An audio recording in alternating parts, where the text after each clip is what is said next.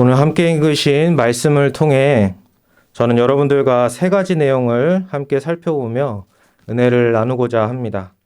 첫 번째는 오늘 보면 38절에서 볼 수 있는 하나님의 긍휼하심입니다. 오늘 함께 읽으신 시편 78편의 17절과 35절 말씀을 보시면 하나님을 지존하시다라고 말씀합니다. 하나님이 지존하시다는 것은 가장 높으신 분이라는 것을 의미합니다. 하나님은 존재하는 모든 것 가운데 가장 높으신 분입니다.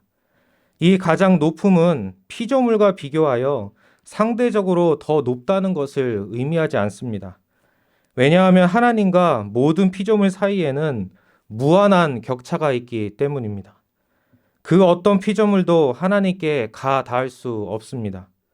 하나님은 그분의 존재와 생명, 지식과 지혜, 도덕적 성품, 의지와 능력, 권세와 신분과 영광에 있어서 무한하시며 이 모든 것에 있어서 피조물과 무한한 격차가 있습니다.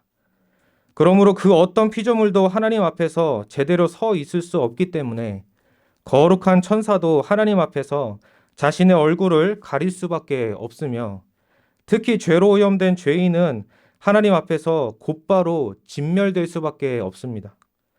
왜냐하면 죄는 하나님께 대한 반역이요, 하나님의 통치권에 대한 전면적인 도전이며 하나님의 모든 거룩하신 성품에 대한 거부요, 부정이기 때문입니다.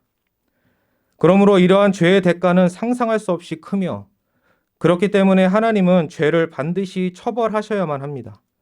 왜냐하면 하나님은 의로우신 분이기 때문입니다.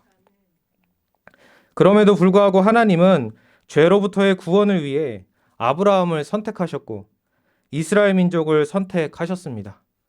그리고 그들에게 자신을 여호와라는 이름으로 알리셨습니다. 하나님이 여호와시라는 것은 하나님이 그들과의 특별한 관계를 위해 언약을 맺으신 언약의 하나님이심을 의미합니다. 무한히 거룩하신 분이 죄인을 자녀로 삼고자 자신을 낮추셔서 언약을 맺으신 것입니다.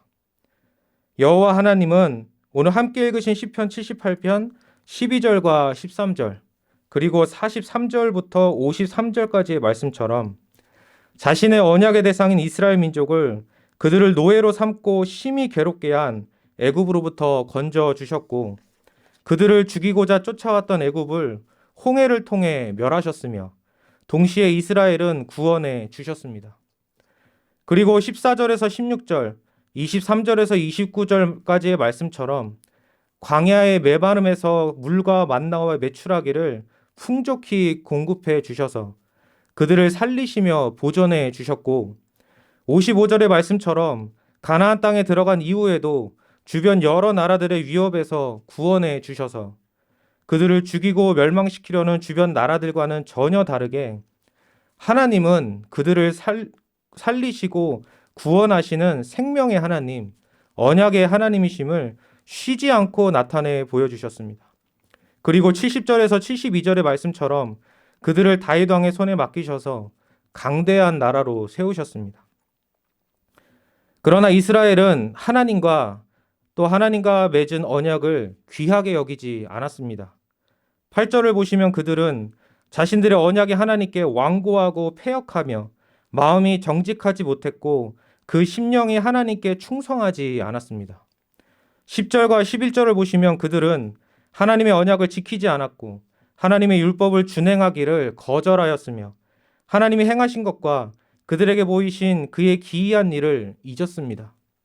17절을 보시면 그들은 계속 하나님께 범죄하여 지존하신 하나님을 배반했고 18절에서는 탐욕대로 음식을 구하고 하나님을 마음으로부터 시험하였습니다. 19절에서는 하나님을 대적했고 22절에서는 하나님을 믿지 않고 그분의 구원을 의지하지 않았으며 30절에서는 그들의 욕심대로 하나님을 대했고 32절에서는 이러한 수많은 과정 중에서도 여전히 범죄하였고 하나님의 기이한 일, 즉 경이로운 일을 믿지 않았고 36절에서는 입으로만 아첨하여 하나님께 거짓을 말하였고 40절에서는 하나님께 반항하고 하나님을 슬프시게 하였으며 41절에서는 하나님을 거듭 시험하였고 42절에서는 하나님의 권능의 손과 구원하신 나를 기억하지 않았으며 56절에서는 하나님을 시험하고 반항하여 그분의 명령을 지키지 않았고 57절에서는 하나님을 배반하고 거짓을 행하였으며 58절에서는 우상을 숭배하여 하나님을 진노하게 하였습니다. 이처럼 이스라엘 민족은 하나님께 쉬지 않고 죄를 범하였습니다. 그들은 자신들과 은혜로 특별한 관계를 맺으신 언약의 하나님을 끝없이 반역하고 배신하며 무시했습니다. 그들은 여호와 하나님, 지극히 높으신 하나님과 그분의 구원을 믿지 않고 의지하지 않았으며 신뢰하지 않았고 그들을 구원해 주신 그 크신 은혜를 기억하지 않았습니다. 그럼에도 불구하고 하나님은 오늘 함께 읽으신 38절의 말씀처럼 이스라엘의 반복되는 죄악과 반역에 대한 자신의 진노와 분노를 참고 또 참으셨으며 억제하고 또 억제하셨고 가라앉히고 또 가라앉히셨습니다. 하나님은 자신의 진노와 그들의 반역에 대한 합당한 처벌을 돌이키고 또 돌이키시며 그들과 맺은 언약을 기억하시며 그들을 끊임없이 보존하셨습니다. 이처럼 이스라엘을 향한 그분의 진노를 여러 번 돌이키시며 그의 모든 분을 다 쏟지 않으신 이러한 하나님의 모습을 오늘 함께 읽으신 본문에서는 긍휼이라고 말씀합니다. 하나님의 긍휼은 하나님의 신적 속성 중에 하나입니다. 하나님은 그 존재 자체가 선하시며 그 선으로부터 피조물을 향한 긍휼이 나옵니다. 하나님의 긍휼이 죄인들을 향해 나타나는 모습은 바로 38절에 나오는 죄악을 덮어주시는 것입니다. 하나님께서 이스라엘 백성을 향해 그분의 진노를 여러 번 돌이키셨고 그분의 분노를 다 쏟지 않으셨던 이유는 바로 그들의 죄악을 덮어주셨기 때문입니다. 여기서 죄악을 의미하는 히브리어 원어는 죄뿐만 아니라 그 죄에 대한 결과, 죄에 대한 보응도 함께 생각할 수 있는 단어입니다. 그리고 죄를 덮어주신다는 것은 속죄하는 것을 의미합니다. 속죄하여 용서하고 그와 화목하는 것을 의미하는 것입니다. 이는 35절에 나오는 구속자라는 용어와 관계가 있습니다. 이 구속자의 원어는 갈이라는 단어인데 이는 무르다라는 의미로서 룻기에서 기업 물을 자라는 의미로 10회 정도 등장합니다. 이처럼 하나님은 이스라엘 백성의 구속자로서 그들의 죄를 속하셨습니다. 다시 말하면 하나님은 그들의 기업 물을 자로서 그들의 죄값을 대신 물으셨습니다. 오늘 함께 읽으신 38절과 39절의 말씀은 시편 103편 8절로부터 13절까지에 더 자세히 표현되어 있습니다. 시편 103편 8절에서 13절까지의 말씀입니다. 여호와는 긍휼이 많으시고 은혜로우시며 노하기를 더디하시고 인자하심이 풍부하시도다.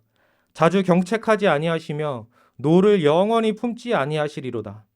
우리의 죄를 따라 우리를 처벌하지는 아니하시며 우리의 죄악을 따라 우리에게 그대로 갚지는 아니하셨으니 이는 하늘이 땅에서 높음같이 그를 경외하는 자에게 그의 인자하심이 크심이로다. 동이 서에서 먼 것 같이 우리의 죄가를 우리에게서 멀리 옮기셨으며 아버지가 자식을 궁일이 여긴 같이 여호와께서는 자기를 경외하는 자를 궁일이 여기시나니. 이는 다윗의 고백으로서 죄를 덮어주다를 여기에서는 우리의 죄를 따라 우리를 처벌하지 않으시고 우리의 죄악을 따라 우리에게 그대로 갚지 않으시며 동이 서에서 먼 것 같이 우리의 죄가를 우리에게서 멀리 옮기셨다라고 말씀합니다. 여기서 죄가라는 것은 죄와 허물을 의미합니다. 우리가 지은 죄에는 반드시 처벌이 따릅니다. 우리가 사는 사회에서도 국가가 정한 법에 따라 벌금이나 징역 등의 대가를 치러야 하고 우리나라에서는 집행이 되지 않고 있지만 매우 중한 죄에 대해서는 사형이라는 큰 형벌도 따릅니다. 하나님께서도 하나님께 죄를 범할 때 어떠한 대가를 지불해야 할지를 미리 정하셨습니다. 우리는 그것을 창세기 2장 17절에서 알 수 있습니다. 하나님은 타락하기 전 아담에게 하나님의 말씀에 불순종하면 반드시 죽을 것이라고 정하셨습니다. 하나님은 의로우신 분입니다. 의는 긍휼과 함께 하나님의 신적 속성 중 하나입니다. 이 의는 법과 밀접한 관련이 있습니다. 하나님은 첫사람 아담에게 그리고 택하신 이스라엘에게 율법을 주셨습니다. 그리고 그 법을 어김이 죄인데 죄에는 반드시 그에 대한 책임으로서 형벌이 따릅니다. 그 형벌은 창세기 2장 17절 말씀처럼 바로 사망입니다. 이를 사도 바울은 로마서 1장 32절에서 사형이라고도 말하였습니다. 그러므로 첫 인류의 대표였던 아담의 타락으로 인해 날 때부터 죄와 죄책을 안고 태어난 모든 사람은 하나님 앞에서 모두 사형수와 같습니다. 그런데 오늘 함께 읽으신 시편 78편과 그리고 다윗의 고백인 시편 103편을 보시면 하나님은 자신의 언약 백성의 죄를 덮어주셨고 그 죄와 죄에 대한 책임을 동이 서에서 먼 것 같이 멀리 옮기셨습니다. 하나님은 의로우신 분이기 때문에 죄를 반드시 처벌하셔야 합니다. 그런데 의로우신 하나님께서 죄를 덮어주시고 우리의 죄악을 따라 우리에게 그대로 갚지 않으실 수 있는 이유는 무엇일까요? 우리는 그 이유를 먼저 레위기 16장을 통해 알 수 있습니다. 시편 103편 12절 말씀에 나오는 우리의 죄가를 동이 서에서 먼 것 같이 우리에게 멀리 옮기셨다는 다윗의 고백을 우리는 레위기 16장에서도 볼 수 있습니다.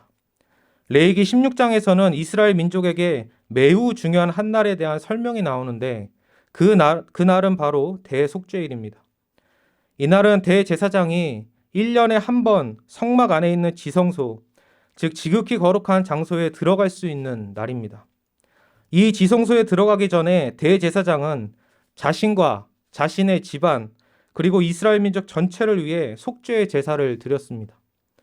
이러한 속죄 제사를 드릴 때 아사셀 염소에 대한 규례도 있었습니다. 대제사장 아론은 이스라엘 자손의 모든 불의와 그 범한 모든 죄를 아사셀 염소에게 안수하여 그 머리에 둔 후 그들의 모든 불의, 모든 죄악을 대신 진 그 염소를 접근하기 어려운 땅으로 멀리 보내는 것입니다. 그것을 지켜보고 있던 이스라엘 백성의 관점에서 본다면 이럴 것입니다.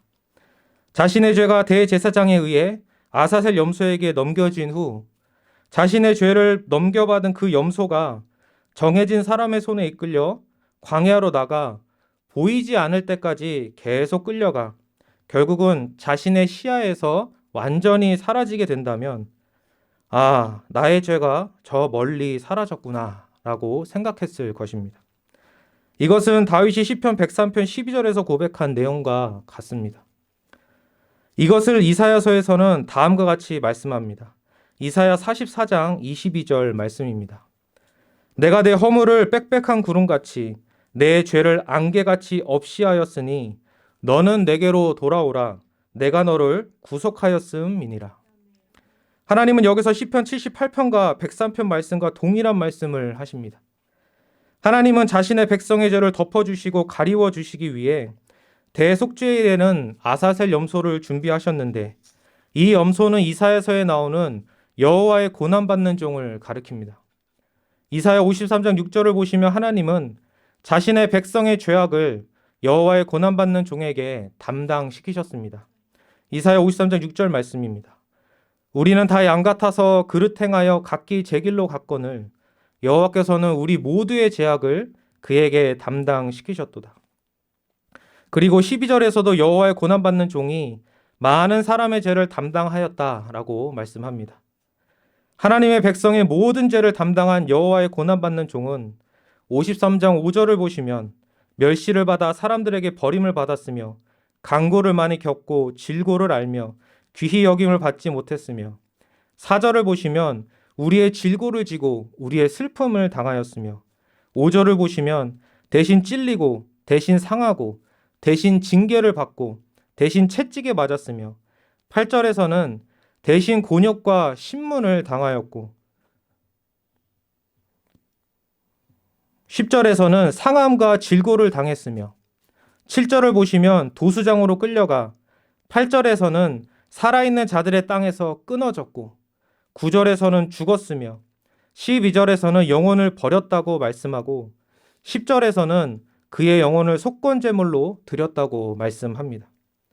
이처럼 여호와의 고난받는 종은 우리의 죄를 대신 지시고 그 죄에 대한 책임을 대신 치르셨습니다. 즉 우리의 죄값을 대신 지불하신 것이며 우리 대신 사형을 당하신 것입니다. 이처럼 아사셀 염소 그리고 여호와의 고난받는 종을 통해 하나님이 보여주신 대신 죄를 지고 대신 죽어 대신 죄의 값을 지불하는 대신 죄에 대한 책임을 지는 이러한 대리적 속죄, 대속이 있기 때문에 오늘 본문에서 말씀하시는 언약 백성의 죄를 덮어주심, 그리고 시편 103편에서 다윗이 고백한 죄를 멀리 옮기심이 가능한 것입니다. 구약 성경에서 나타나는 이러한 대속은 모두 신약 성경에서 예수 그리스도께서 이 땅에 오셔서 성취하신 대속을 가리킵니다. 이것의 실체는 바로 우리가 믿는 예수님의 대속인 것입니다.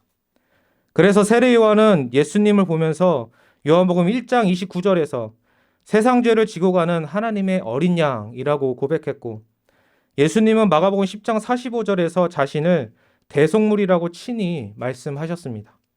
마가복음 10장 45절 말씀입니다. 인자가 온 곳은 섬김을 받으려 함이 아니라 도리어 섬기려 하고 자기 목숨을 많은 사람의 대속물로 주려 함이니라. 이처럼 예수님은 우리의 대속을 위해 이 땅에 오셨습니다. 하나님의 아들이시고 하나님 자신이신 성자께서 우리의 대속을 위해 우리와 같은 사람이 되시고자 성육신 하셨습니다. 하나님이시자 동시에 사람이신 예수님은 우리를 포함한 모든 택함받은 하나님의 백성, 하나님의 자녀들의 모든 죄를 대신 지시고 십자가에 달리셨습니다. 하나님은 우리가 아담에게 받은 죄와 죄책, 그리고 우리가 지은 우리의 모든 죄를 우리의 대속을 위해 오신 예수님께 담당시키신 것입니다. 다른 말로 하면 넘기시고 전가시키신 것입니다. 우리의 죄를 대신 지시고 십자가에 달리신 예수님은 흑암 가운데 오늘 본문 38절 말씀에 나오는 유보되었던 하나님의 신적 진노와 분노를 우리 대신 받으셨습니다. 이것이 예수님께서 겟세마네 동산에서 미리 보시고 심히 두려워하셨던 우리 죄에 대한 형벌을 대신 받으신 일입니다. 이때 예수님은 우리 대신 형벌을 받으셨고 우리 대신 지옥의 고통, 곧 하나님께 버림받으시는 유기를 당하셨습니다. 지옥의 고통은 하나님께 영원히 버림받는 것을 의미합니다. 버림받는 곳입니다. 성 그 자체이시고 모든 선의 근원이신 하나님으로부터 영원히 버림받아 영혼과 육신의 모든 필요를 공급받지 못한 상태에서 영원히 살게 된다면 그 고통이 얼마나 클지 우리는 상상할 수 없습니다. 예수님은 우리가 받아야 할 그 형벌의 고통을 우리 대신 십자가 위에서 흑암 가운데 대신 당하셨고 그리하여 이렇게 외치셨습니다. 엘리 엘리 라마 사박다니 나의 하나님 어찌하여 나를 버리셨나이까. 그 후에 요한복음 19장 30절을 보시면 예수님은 이렇게 말씀하셨습니다. 다 이루었다. 즉 우리의 대속을 다 이루신 것입니다. 우리의 죄를 대신 지시고 우리의 죄값을 대신 다 지불해 주신 것입니다. 이 말씀을 하신 후에 예수님은 우리 대신 죽으셨습니다. 예수님의 죽으심의 의미가 무엇인지를 죽기 전에 다 이루었다라는 말씀으로 알려주신 후 우리 대신 죽으심으로 우리의 죄값을 온전히 다 지불해 주신 것입니다. 시편 78편 35절의 말씀처럼 우리의 구속자로서 우리의 죄값을 다 물으신 것입니다. 십자가에서 우리 대신 죽으신 예수님은 그분의 죽으심으로 우리의 죄값을 다 지불해 주셨고 또한 그분의 죽으심으로 첫사람 아담이 하지 못한 하나님께 대한 순종, 언약의 순종을 목숨을 다해 순종하심으로 다 이루셨습니다. 이로써 예수님은 죄인이 받아야 할 율법의 저주와 율법에 대한 순종 모두를 해결하셨고 성취하셨습니다. 그래서 히브리서 10장 7절에서 9절까지를 보시면 예수님은 자신이 하나님의 뜻을 행하러 오셨다라고 말씀하신 후 10절부터 14절까지에서는 우리의 죄를 대속하기 위한 영원한 제사를 단번에 온전히 드리셨다고 말씀하십니다. 이 제사를 받으신 하나님 아버지는 16절에서는 그 은혜를 성령을 통해 믿음으로 우리 마음과 생각에 새기신 후 17절과 18절에서 이렇게 말씀하십니다. 또 그들의 죄와 그들의 불법을 내가 다시 기억하지 아니하리라 하셨으니 이것들을 사하셨은즉 다시 죄를 위하여 제사 드릴 것이 없느니라. 시편 78편과 103편에 나오는 고백이 히브리서의 이 말씀에서 성취된 것입니다. 그리스도의 대속으로 우리의 죄를 덮어주시고 멀리 옮기셔서 우리의 죄와 불법을 다시는 기억하지 않겠다고 말씀해 주신 것입니다. 이처럼 우리는 우리의 죄를 대신 지시고 우리 대신 십자가에 달려 죽으신 예수님의 완전한 순종 덕분에 우리의 죄와 그 죄에 대한 책임으로부터 완전히 자유하게 되었습니다. 죄에 대한 하나님의 진노와 영원한 지옥 형벌에서 자유하게 된 것입니다. 우리는 우리 대신 사형을 당하신 예수님의 은혜 덕분에 사형수라는 신분에서 해방되고 지옥에서 석방되었습니다. 이뿐만 아니라 우리는 우리가 믿는 예수님 안에서 하나님의 자녀라는 최고의 신분을 선물로 받게 되었습니다. 이 모든 은혜가 예수님을 믿는 우리에게 주어졌습니다. 이것이 우리를 향한 하나님의 긍휼하심이며 긍휼하신 하나님이 우리에게 주신 최고의 선물입니다. 그러므로 시편 78편 7절과 22절의 말씀에 비추어 우리의 구속자이신 예수 그리스도를 굳게 믿고 그분의 구원을 굳게 의지하시기 바랍니다. 그리고 그리스도 안에서 기뻐하시기 바랍니다. 기뻐하시며 우리에게 주어진 구원과 자녀됨의 신분을 마음껏 누리시기 바랍니다. 두 번째로 오늘 본문을 통해 살펴볼 내용은 39절과 또 70절에서 72절의 말씀을 통해 알 수 있는 우리를 그리스도에게 맡기심입니다. 지금까지 살펴본 것처럼 우리의 모든 죄를 덮어주심에 주목하신 하나님의 긍휼하심은 39절에서는 이제 우리가 육체이며 바람임에 주목하십니다. 즉 우리의 연약함에 주목하시는 것입니다. 우리는 피조물이기 때문에 연약하며 또한 죄인이기 때문에 연약합니다. 그런데 하나님은 우리의 죄 문제를 해결해 주신 후 이제 우리의 연약함만을 보십니다. 연약한 우리는 52절의 말씀처럼 양과 같습니다. 목자가 없으면 어디로 가야 할지, 무엇을 먹어야 할지 몰라 자기 목숨을 스스로 유지할 수 없는 양처럼 우리 또한 연약한 자들입니다. 그래서 하나님은 양 같은 이스라엘 민족을 다윗의 손에 맡기셨듯이 우리를 다윗이 예표한 그리스도께 맡기셨습니다. 72절의 말씀처럼 다윗이 자기 마음의 완전함과 그의 손의 능숙함으로 이스라엘 민족을 기르고 지도했듯이 예수님도 우리에게 그러하십니다. 우리가 구원받아 하나님의 자녀가 됨은 방치되고 버려짐이 아니라 그리스도의 손에 맡겨지는 것입니다.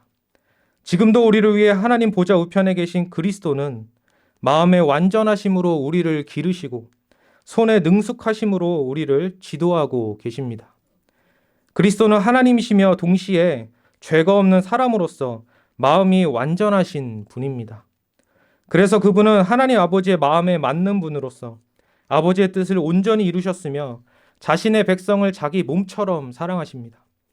그분의 손이 능숙하시다는 것은 우리를 위한 중보자로서 하늘과 땅의 모든 권세를 갖고 선하게 섭리하시는 가운데 성경과 성령으로 우리를 기르시고 지도하신다는 것을 의미하며 또한 하나님으로서 무한한 지혜와 무한히 선하신 성품과 무한한 능력으로 우리를 기르시고 지도하신다는 것을 의미합니다.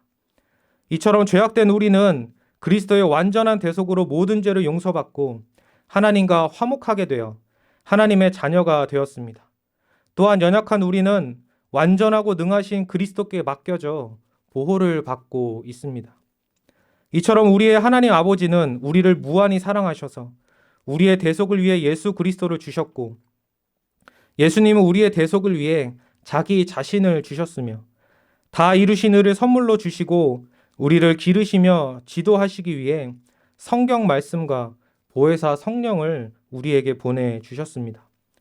그러므로 우리는 시편 78편에서 지속적으로 강조하는 것처럼 우리의 하나님 아버지와 우리의 중보자 그리스도와 우리의 보혜사 성령을 믿고 의지할 수 있으며 시편 78편 6절의 말씀과 같이 우리의 소망을 삼위일체 하나님께 둘 수 있습니다.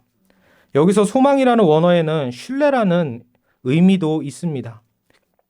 즉 삼위일체 하나님께 우리의 믿음과 의지함과 신뢰함을 드려야 한다는 것입니다. 사도행전 27장에는 사도 바울이 예루살렘에서 지중해를 통해 로마로 호송되는 말씀이 나옵니다.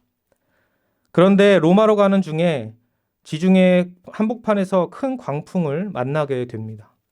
그 광풍 가운데 여러 날 동안 하늘의 해도 별도 볼 수 없을 정도였고 풍랑은 계속되었습니다. 그래서 사람들은 살기를 포기하였습니다. 그런데 모든 사람이 죽음의 흑암 가운데 있을 그때 사도행전 27장 22절을 보시면 바울은 이렇게 말씀합니다. 이제는 안심하라. 여기서 안심하라는 원어에는 즐거워하다, 기뻐하다라는 의미도 있습니다. 도저히 안심하고 기뻐할 수 없는 그때에 사도 바울이 안심이라는 단어를 사용할 수 있던 것은 그가 그의 믿음을 하나님과 그분의 말씀에 두었기 때문입니다. 사도행전 27장 23절에서 25절까지의 말씀입니다. 내가 속한 바 곧 내가 섬기는 하나님의 사자가 어젯밤에 내 곁에 서서 말하되 바울아 두려워하지 말라. 내가 가이사 앞에 서야 하겠고 또 하나님께서 너와 함께 항해하는 자를 다 내게 주셨다 하였으니 그러므로 여러분이여 안심하라. 나는 내게 말씀하신 그대로 되리라고 하나님을 믿노라. 하나님께 믿음을 둔 바울 한 사람을 통해 당시 배에 함께 있던 수백 명의 사람들은 안심하였고 힘을 내어 삶을 포기하지 않았으며 하나님의 말씀대로 모두 살게 되었습니다. 우리도 광풍과 풍랑이 끊이지 않는 죄악된 세상 가운데 살고 있습니다. 나라 안팎으로 불의와 부패의 소식들, 범죄와 전쟁 등의 소식이 끊임없이 들리고 있습니다. 그럼에도 사도 바울처럼 우리도 안심할 수 있는 이유는 우리가 그리스도께 맡겨져 그분의 손에 붙들려 있기 때문입니다. 우리의 대속자이시자 대속물이신 예수님, 하늘 보좌 우편에서 지금도 우리를 위해 중보하시며 우리를 지켜 보호하시는 예수님이 우리와 항상 함께 하십니다.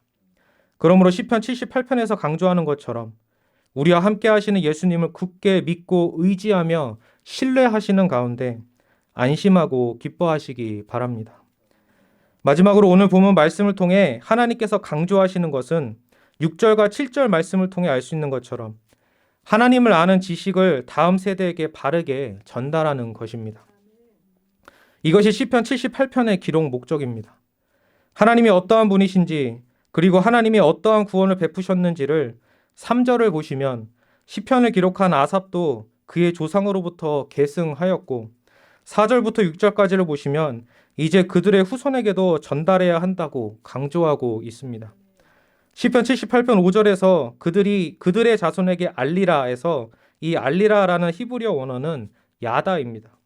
이는 알다를 의미합니다. 그래서 알리라를 옛 개역 성경은 알게 하라라고 번역하였고 어떤 영어 성경에는 가르치라라고도 번역하였습니다. 즉 하나님 아는 지식을 가르쳐서 알게 하라는 말씀인 것입니다. 하나님께서 이스라엘 백성의 끝없는 죄와 반역에도 불구하고 그들을 진멸하지 않으시고 그리스도 안에서 자신의 진노와 분노를 참고 또 참으시며 대속의 은혜로 그들을 보존하신 이유는 하나님을 아는 바른 지식이 그들의 후손에게도 바르게 계승되어 그들도 하나님의 궁휼하심을 받아 누리게 하시기 위함입니다. 이를 위해 하나님은 이스라엘 사람들의 거짓, 즉 진리를 왜곡하는 그들의 죄와 끊임없이 싸우셨습니다. 시편 78편을 자세히 보시면 이 치열한 싸움을 아실 수 있습니다. 그리고 하나님은 이 싸움의 승리를 위해 성경을 기록하셨습니다. 이러한 하나님의 치열한 싸움과 열심은 단지 이스라엘 후손들만을 위한 것이 아닙니다. 바로 우리를 위해서도입니다. 지금 이 시대에 살고 있는 우리를 위해 하나님은 거짓과의 싸움, 진리를 지키시기 위한 싸움을 계속해 오셨습니다. 율법주의로 진리를 왜곡했던 유대교와 싸우셨고 기독교를 말살하여 진리를 없애려 했던 로마 제국과 싸우셨고 온갖 인간의 공로와 신비주의와 신화를 내세우는 로마 카톨릭, 지금의 천주교와 싸우셔서 종교개혁을 일으키셨고 성경이 하나님의 말씀이라는 것을 부정하고 우리가 믿는 예수님을 단지 인간으로만 여기며 신이 될 수 있는 사람의 한 모델로만 여긴 거짓된 신학들과 싸우셔서 개혁신학을 세우셨습니다.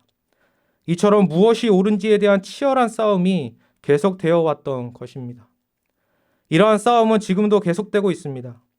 얼마 전 10만 명이 모이는 큰 규모의 신천지 집회가 있었다는 이야기를 들었습니다.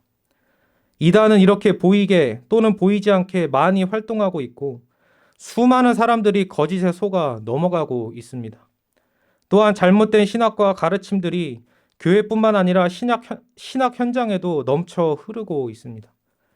마태복음 24장을 보시면 마지막 때 전쟁과 기근과 지진과 같은 여러 재난의 소식이 있겠지만 예수님께서 경고하신 것은 하나인데 바로 미혹입니다.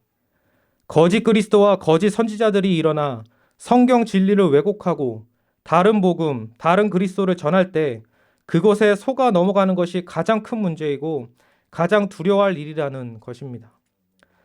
저는 개인적으로 지금의 일본의 윗세대가 과거의 큰 잘못을 반성하지 않고 자신들의 제국주의 만행과 독도가 자신의 땅이라고 우기는 거짓을 진실인 것처럼 주장할 뿐만 아니라 그 거짓을 교과서에 실어 다음 세대에게 가르치는 것을 보며 그 어린아이들이 자라면 그 모든 만행과 거짓이 옳은 것이며 진실인 줄 알 것이라는 생각에 참으로 안타까웠습니다. 그런데 이러한 역사 왜곡보다 더 심각한 문제는 하나님을 아는 지식이 왜곡되고 그 왜곡된 거짓이 진리인 것처럼 전해지는 것입니다.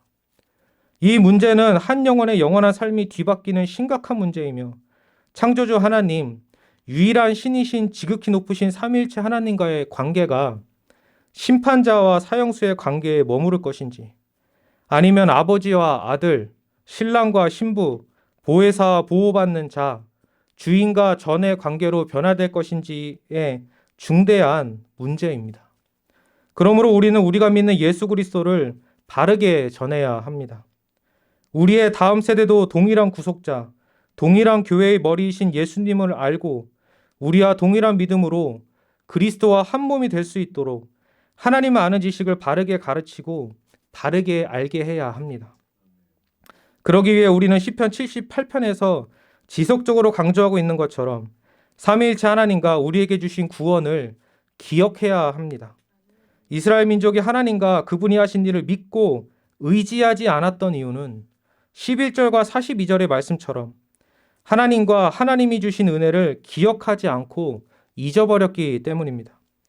그러므로 우리는 히브리서 3장 1절의 말씀처럼 우리가 믿는 도리의 사도이시며 대제사장이신 예수를 깊이 생각해야 합니다. 깊이 생각하기 위해 우리는 하나님의 말씀인 성경을 가까이 해야 합니다. 그리고 성경을 바르게 이해한 믿음의 선배들의 경건한 책들도 가까이 해야 합니다. 이를 통해 우리는 하나님을 바르게 하는 일에 깊이 젖고 익숙해져야 합니다. 어렵다는 것은 익숙해지지 않았다는 것입니다. 익숙하기 위해서는 그만큼 관심을 많이 가져야 합니다. 내가 익숙하지 않으면 남에게 전할 수 없습니다. 예수님을 알고 믿는 일이 나의 삶에 젖어 있고 배어 있지 않으면 다른 사람에게 가르치고 다른 사람을 알게 한다는 것은 매우 어려운 일입니다. 그러므로 하나님을 깊이 사랑하는 일과 하나님의 말씀을 바르게 알고 믿고 듣고 읽는 일에 전념하시기 바랍니다. 해야 할 것이 많고 듣고 보고 알아야 할 것이 많은 시대이지만 분별하여 정말 듣고 보고 알아야 할 것에 집중하시기 바랍니다. 우리의 영생과 직결되는 하나님을 아는 지식, 지금도 우리에게 쏟아부어주고 계신 하나님을 아는 지식, 무한한 열심으로 매주 우리를 부르셔서 이 예배의 시간, 이 자리에서 진리의 말씀을 통해 항상 쏟아부어주고 계신 하나님을 아는 생명의 지식을 바르게 알고 바르게 믿으며 의지하고 신뢰하며 깊이 생각하셔서 그 생명의 진리에 익숙해지시고 깊이 젖어드시기 바랍니다. 그래야만 우리도 바르게 전할 수 있습니다. 이처럼 하나님께 집중하여 하나님을 깊이 사랑하고 생각하며 성경을 통해 하나님을 바르게 알고 다른 사람에게 사랑으로 하나님을 아는 생명의 지식을 바르게 전달하는 것이 78편 7절 말씀처럼 우리에게 주어진 하나님의 새 계명입니다.